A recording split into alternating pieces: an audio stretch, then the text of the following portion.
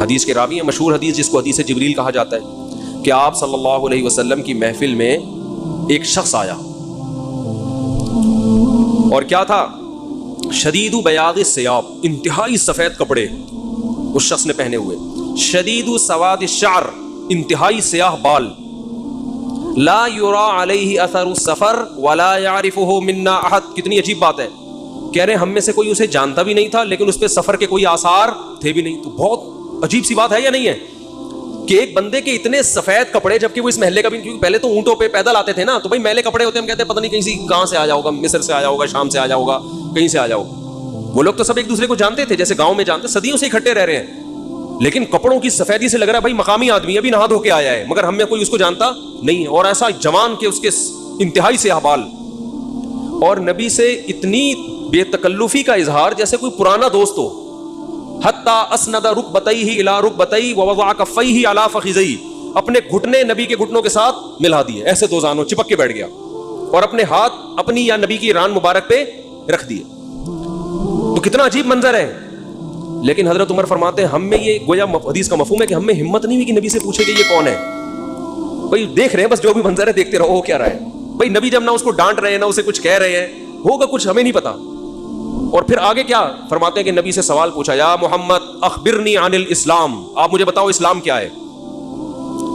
تو آپ صلی اللہ علیہ وسلم نے بتانا شروع کیا، الاسلام ان تشہد ان لا الہ الا اللہ وان محمد رسول اللہ. سب صحابہ بیٹھے ہوئے ہیں، سب یہ منظر دیکھ رہے ہیں، مگر کسی کی ہمت نہیں ہے کہ وہ نبی کی مجلس میں پوچھ لیں. چپ کر کے دیکھتے رہو کیا ہو رہا ہے. ہم ہوتے 20 دفعہ ہم درمیان میں پہلے اس کو گریبان سے پکڑ کے باہر نکالتے ہیں، تو ہے کون، کس سے پوچھ کے آیا ہے، اور تو پہلے بتا، تو تیرے کپڑوں پہ نہ کوئی اثر ہے، تو جن تو نہیں ہے کہیں. بھائی دیکھ رہے ہیں کہ جب نبی کچھ نہیں کہہ رہے تو سب سے زیادہ اعتراض کس کو ہونا چاہیے تھا؟ نبی کو. تو نبی ہم سے زیادہ جانتے ہیں، تو جب وہ خاموش ہے تو ہم بھی کیا کریں، چپ کر کے بیٹھے رہے، آرام سے خاموشی سے بیٹھے رہے. اور پھر کتنا عجیب منظر کہ گھٹنے نبی کے گھٹنوں مبارک کے ساتھ ملا کے پوچھ رہے ہیں کہ گواہی دو کہ اللہ کے سوا کوئی عبادت کے لائق نہیں اور محمد صلی اللہ علیہ وسلم اللہ کے بندے اور رسول ہیں. وَتُقِيمَ الصَّلَاةَ وَتُؤْتِيَ الزَّكَاةَ وَتَصُومَ رَمَضَانَ وَتَحُجَّ الْبَيْتَ إِنِ اسْتَطَعْتَ إِلَيْهِ سَبِيلًا. رمضان زکات دو، رمضان کے روز نماز قائم کرو، زکات دو، رمضان کے روزے، اور استطاعت ہے تو حج کرو. فرماتے ہیں اس نے کہا صدقتا، اے محمد آپ نے سچ کہا. حضرت عمر کہتے ہیں ہمیں اور عجیب، فعجبنا یسألہ ویصدقہ. بھائی سوال بھی پوچھ رہا ہے اور خود ہی کہہ رہا ہے سچ کہا. تو یہ تو امتحان لینے کے لیے آیا ہے، اور امتحان کس کا ہو رہا ہے معاذ اللہ؟ پیغمبر صلی اللہ علیہ وسلم کا. بھائی جو سوال پوچھتا ہے وہ یہ تو نہیں کہتا کہ آپ نے جواب بالکل صحیح دیا ہے، اس مطلب آپ کو تو پہلے سے پتا تو پوچھ کیوں رہے ہم سے. لیکن کسی صحابی میں یہ ہمت نہیں ہو رہی کہ نبی کے محفل میں سوال پوچھیں کہ یا رسول اللہ جب یہ پوچھا کیوں اس نے، یہ تو معاذ اللہ آپ کا امتحان لینے آیا کوئی. پھر اس نے پوچھا، جبریل کو بعد میں پتا چلا وہ فرشتے جبریل علیہ السلام تھے. پھر پوچھا کہ مل ایمان کیا ہے، مل ایمان. انہوں نے آپ صلی اللہ علیہ وسلم نے فرمایا ایمان یہ اللہ پر، اس کی کتابوں پر، اس کے رسولوں پر، اس کے فرشتوں پر، آخرت کے دن پر، تقدیر پر ایمان لایا جائے. صدقتا، سچ کہا. پھر انہوں نے پوچھا کہ احسان کیا ہے. پھر آپ نے فرمایا ان تعبد اللہ کانک تراہ فان لم تکن تراہ فانہ یراک، اللہ کی ایسے عبادت کرو جیسے تم دیکھ رہے ہو، کیونکہ وہ تو تمہیں دیکھ رہا ہے. صدقتا، اس نے کہا بالکل سچ کہا متی الساعہ، قیامت کب آئے گی. تو آپ صلی اللہ علیہ وسلم نے یہ نہیں فرمایا لا ادری، مجھے نہیں پتا، کیونکہ آپ کو معلوم تھا کہ جیسے مجھے نہیں پتا سامنے والے کو بھی نہیں پتا. سمجھ رہے ہو،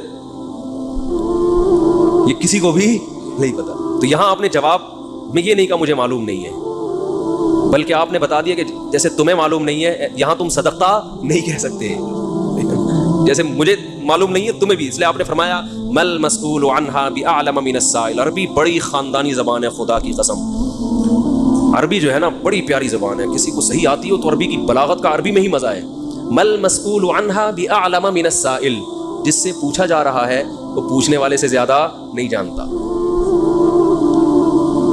جس سے پوچھا جا رہا ہے وہ پوچھنے والے سے زیادہ نہیں جانتا. قرآن کی بعض آیتیں ایسی وجد والی ہیں نا کہ مزہ آتا ہے ان کو پڑھنے میں. جو موسیٰ علیہ السلام کو اللہ نے کہا تھا نا قلنا لا تخف انک انت الاعلی، اس کا اردو میں ترجمہ نہیں بنتا. موسیٰ علیہ السلام کے سامنے جب جادوگر تھے نا تو جادوگروں نے ہزاروں لاٹھیاں پھینکی، سانپ بن کے حضرت موسیٰ کی طرف دوڑنے لگی. قرآن کہہ رہے فاوجس فی نفسہ خیفۃ موسیٰ، موسیٰ نے دل میں کیا محسوس کیا؟ خوف. دیکھو قرآن کے الفاظ یہ نہیں ہے کہ موسیٰ گھبرانے لگے، کیونکہ اگر گھبرانے لگتے نا دشمن پہ روب ختم ہو جاتا، دشمن کہتا ہار گئے. قرآن دل کی کیفیت بیان کر رہے ہیں. موسیٰ نے گویا اپنے ظاہر پہ کنٹرول کیا ہوا تھا، سمجھ رہے؟ ظاہر پہ کیا کیا ہوا تھا حضرت موسیٰ علیہ السلام نے؟ کنٹرول کے، مجھے بالکل گھبراہٹ نہیں ہے، لیکن قرآن دل کی کیفیت بیان کر رہا ہے. دل میں کیا تھا؟ خوف. یہ بلاغت ہے. فَأَوْجَسَ فِي نَفْسِهِ، خَافَ موسیٰ نہیں ہے، موسیٰ خوفزدہ ہو گئے. اس لیے ہم کہتے ہیں نا فلاں خوفزدہ ہو گیا، تو اس سے یہ متبادر ہوتا ہے کہ یعنی دیکھنے میں ایسا لگ رہا تھا کیا ہو گیا، اس خوف کے آثار دل سے کہاں آئے؟ جسم پہ. حضرت موسیٰ نے اپنے اوپر کنٹرول کیا کہ یہ اتنا بڑا مقابلہ ہو رہا ہے اسلام اور کفر، تو یہ ان سے ان کا مورال کیا ہو جائے گا؟ بلند. تو قرآن کہہ رہا ہے اوپر سے تو بڑے کانفیڈنس کے ساتھ، لیکن دل کی کیفیت کون جانتا ہے؟ اللہ. فَأَوْجَسَ فِي نَفْسِهِ، قرآن کہہ رہا ہے دل کے اندر موسیٰ کو خوف محسوس ہوا. قُلْنَا، ہم نے کہا، ہم نے کیا کہا؟ دل کے اندر وحی کی اللہ نے بھی. دل گھبرا رہا ہے تو دل میں وحی کی. لَا تَخَفْ، اے موسیٰ خوف مت کر. اِنَّكَ أَنْتَ الْأَعْلَى، آج کے دن تو ہی غالب ہوگا. یہ نہیں کہا اِنَّكَ الْأَعْلَى، نا نا نا نا نا، اِنَّكَ الْأَعْلَى نہیں کہ تو غالب ہوگا. اِنَّكَ، دیکھو اِنَّ کا معنی بھی وہی ہے جو اِنَّكَ أَنْتَ ہے. کا مطلب بھی تو، انتا کا معنی بھی تو. تو جب ایک دفعہ کا کہہ دیا تو دوبارہ انتا کہنے کی کیا ضرورت ہے بھائی؟ ابے چھوڑو یار، رہنے تو، تم لوگ کو بہت مشکل ہے بات سمجھا. مجھے مزہ آ رہا ہے نا اس آیت میں، وہ آپ تو ہی برتر ہوگا، تو ہی غالب ہوگا. انکا انتا، یہ تاکید کے لیے، اے موسیٰ تو، صرف تو، ٹھیک ہے نا، اکیلا. الاعلی، اور اعلی بھی نہیں ہے.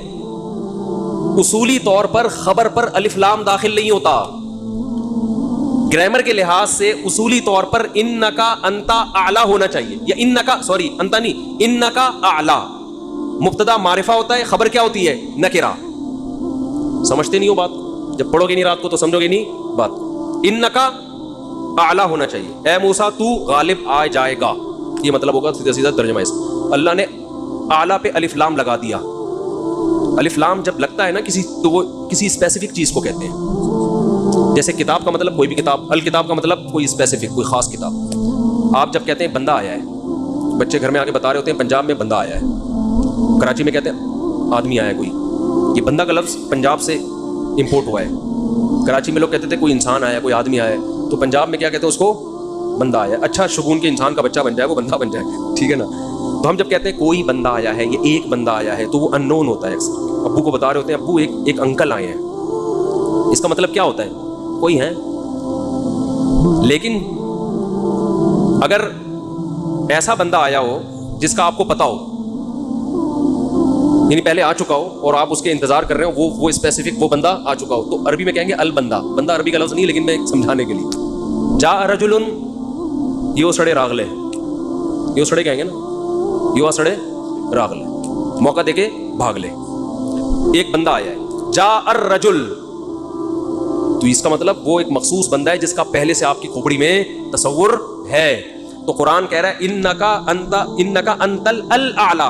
الاعلی کا مطلب کہ جب مقابلہ ہو رہا ہے نا، تو جو شخص برتر آنے والا ہے، لوگوں کے ذہن میں گویا کہ اس کا ایک تصور ہے کہ ایک نہ ایک جیتے گا، تو وہ جو جیتنے والا مخصوص شخص ہے، آپ کے علاوہ کوئی بھی نہیں ہے وہ، اور صرف آپ ہی ہو. الاعلی کون ہے آج؟ الاعلی، اعلی نہیں بلکہ الاعلی کون ہے؟ پورا ترجمہ ہو نہیں سکتا اس کا. وہ کون ہے؟ اے موسیٰ صرف اور صرف تو ہی ہے. تو لا تخف، تجھے خوف زدہ ہونے کی ضرورت نہیں ہے. تو کیا بات کر رہا تھا میں؟ یہ آیت کہاں سے آ گئی؟ ہاں، تو یہی نبی صلی اللہ علیہ وسلم نے جو فرمایا نا، مل مسئول عنہا بأعلم من السائل، یہ بھی کیا ہے؟ بلاغت ہے. جس سے پوچھا جا رہا ہے وہ مسئول سائل سے زیادہ نہیں جانتا. تو پھر حضرت جبریل نے، وہ جو انسان تھے، وہ جبریل تھے، انسان کی شکل میں آئے تھے، انہوں نے پوچھا کہ علامات بتائیں، تو آپ نے فرمایا ان تلد الامۃ ربتها. اس حدیث پہ جو ادب والی بات ہے وہ میں بھی گچی پکڑ کے رکھنا بھول نہ جاؤں، لیکن اس حدیث میں بات آ گئی ہے. تو ایک دلچسپ بات کیا ہے؟ آپ نے قیامت کی پہلی علامت بتائی کہ باندی اپنے آقا کو جنے گی.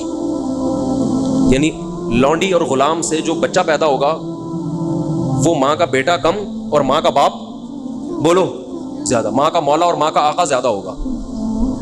غلام کی مثال نہیں دی کیونکہ غلام مرد ہوتا ہے نا، اس پہ تصرف تھوڑا سا پھر بھی کم ہوتا ہے، یعنی وہ آپ کی ملکیت میں ہوتا ہے لیکن اس پہ کنٹرول کم ہوتا ہے کیونکہ آدمی ہے.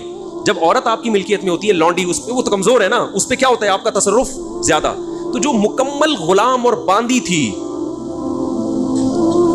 وہ جب جنے گی جس نسل کو، تو ہونا تو یہ چاہیے تھا کہ جس نے جنا ہے اس کا مقام اونچا، لیکن جس کو جنے گی نا وہی اس پہ کیا کرے گا؟ یعنی ماں کا تو ایسا حق ہے نا، ماں کو تو ساری دنیا جانتی ہے نا کہ ماں نے کیسے گود میں پالا، کیسے جنا، اور لوگ ماں کے تانے دیتے ہیں نا. حضرت موسیٰ علیہ الصلوۃ والسلام نے جب حضرت ہارون کی داڑھی پکڑ کے کھینچی ہے نا, عام کوہ طور پہ گئے تورات لینے, پیچھے بنی اسرائیل نے بچڑے کی عبادت شروع کر دی.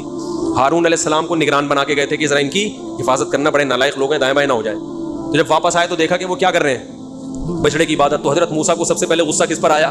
حضرت ہارون پر. اپنے بھائی کی داڑھی پکڑ کے کھینچی کہ ما منعک اذ رأیتہم ضلوا, یہ گمراہ ہو رہے تھے, آپ نے روکا کیوں نہیں؟ تو حضرت ہارون نے کیا کہا؟ باپ کا واسطہ نہیں دیا بلکہ ماں کا. لا یبن اماں, اے میری اماں کے بیٹے, اے میری ماں کے بیٹے, کیونکہ یہ رشتہ فوراً سمجھ میں آتا ہے.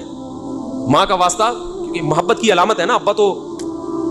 ابا جو ہے نا وہ تربیت کے لیے اللہ نے بنایا, وہ محبت واپس زیادہ ابا سے امیدیں نہیں لگایا کریں. ابا کی ایک الگ ویلیو ہے, محبت بہت زیادہ کرتے ہیں ابا, لیکن وہ جتلاتے نہیں ہیں.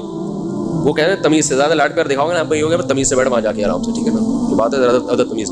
ماؤں کو زیادہ ادب تمیز نہیں, ماؤں کو لاڈ چاہیے ہوتے ہیں. تو اس لیے ابا محبت تو بہت کرتے ہیں لیکن وہ آسانی سے سمجھ میں نہیں آتی, کیونکہ تعظیم اس پہ غالب ہوتی ہے. اماں کی محبت 2 منٹ میں سمجھ میں آ جاتی ہے. تو جب بھی واسطہ دیا جاتا ہے کس کا؟ اماں کا. تو حضرت ہارون بھی واسطہ کس کا دے رہے ہیں کہ بھائی ایک ہی ماں کے ہم دونوں اولاد ہیں, آپ اتنی سختی تو نہ کریں نا, ماں کا واسطہ دے رہا ہوں آپ کو, یبن اماں, اے میری اماں کے بیٹے. تو ماں جو اتنا قریبی رشتہ ہے, جس کی محبت سب کو سمجھ میں آتی ہے, اس کو غلام بنا لینا تو یہ کھوپڑی میں آنے والی بات نہیں ہے. لیکن حدیث میں کیا آتا ہے, قرب قیامت میں بیٹا کیا ہوگا, ماں پہ حکومت کرے گا, بیٹا ماں پہ حکومت کرے گا. تو ہونا تو یہ چاہیے تھا کہ جو جنے وہ جس کو آپ جن رہے ہیں وہ گویا قسم کی غلام ہو, ماتحت ہو, لیکن الٹا حساب ہو رہا ہوگا. تو یہ بھی پتہ چل رہا ہے کہ ادب مارکیٹ سے کیا ہونا شروع ہو جائے گا, شارٹ. مطلب حدیث کا یہی ہے کہ چھوٹے جو ہے نا وہ بڑوں کی جگہ ہو جائیں گے, اور بڑے, اور یہ خدا کی قسم آج اپنی آنکھوں سے میں دیکھ رہا ہوں, زیادہ تر لبرل لوگوں کے گھروں میں دیکھ رہا ہوں, دیندار گھروں میں کم. باپ اور ماں اپنے بچوں کو اسکولوں میں 15-20 ہزار روپے فیسیں دے کر بدتمیز بنا رہے ہیں باقاعدہ پیسوں کے ذریعے. یعنی اسکولوں میں پڑھا رہے ہیں, ماڈرن اسکول ہیں, اور بہت ہی ماڈرن قسم کے اسکول جن میں مذہب نہیں ہے, بچہ انگلش بہت اچھی بول لیتا ہے, اور ٹھیک ٹھاک فیسیں دے کے کیا کر رہے ہیں, اپنی نافرمانی پیسے دے کے سکھا رہے ہیں. آج بھی میرے پاس ایک کیس آیا, کسی کو نہیں پتا چلے گا کس کی بات ہو رہی ہے. ایک صاحب نے کہا میں نے اپنی بچی کو ایڈمیشن کروایا, میں 20 ہزار روپے فیسیں دے رہا ہوں, اور وہ چرس پی رہی ہے, وہ پتہ نہیں کتنے لڑکوں سے دوستیاں لگا رہی ہے. تعلیم کو فوکس کرنے کے چکر میں تہذیب کا بیڑا غرق کر, یعنی گویا کہ پیسے دے کے باقاعدہ کیا کیا جا رہا ہے, اپنے بچوں کو خراب کیا جا رہا ہے. تو جنا بھی خود, احسان بھی خود کیا, اور نکلا کیا رزلٹ, وہی آپ پہ کیا کر رہا ہے حکومت, وہ آپ کی ایک بات ماننے کے لیے تیار نہیں ہے. تو یہ وہ دور ہے جس سے ہم گزر رہے ہیں. تو اس میں بھی ادب کی تلقین کی گئی ہے. جب کچھ اس طرح کے لوگ آتے ہیں نا میرے پاس, کہ باپ بیٹا بیٹھا ہوا ہوتا ہے اور باپ اپنے بیٹے کی شکایتیں کر رہا ہوتا ہے بڑے دھیمے لہجے میں کہ بچے کو غصہ نہ آ جائے, اور بیٹا جواب دے رہا ہوتا ہے بڑی اونچی آواز میں. یہ میں نے بہت دیکھ لیا ہے, بہت دیکھ لیا اپنی زندگی میں. اس سے مجھے فوراً وہ حدیث یاد آتی ہے کہ اس کو باپ ہونا چاہیے, اور اس کو باپ کو یہ ڈر لگتا ہے کہ یار اب میری اولاد ہے, یار میں کوئی اونچی آواز سے ایک دم میٹر نہ گھوم جائے. دیکھو یہ اولاد کے نالائق ہونے کی علامت ہے کہ آپ نے اپنے باپ کو یہ اتھارٹی نہیں دی ہے کہ وہ آپ کو ڈانٹ سکے. اگر آپ کا باپ آپ کو ڈانٹتے ہوئے گھبراتا ہے نا, خدا کی قسم یہ باپ کے خراب ہونے کی دلیل نہیں ہے, یہ اولاد کے خراب ہونے کی دلیل ہے. یہ اولاد کے خراب, وہ ڈر لگتا ہے اس کو کہ یار کچھ بول دوں تو ایسا نہ ناراض ہو جائے. میں نہیں کہہ رہا اولاد پہ بے جا سختیاں کریں, یہ خام خامے ڈانٹ ڈپٹ کرتے ہیں, اس سے تو ڈپریشن کے مریض بنتے ہیں.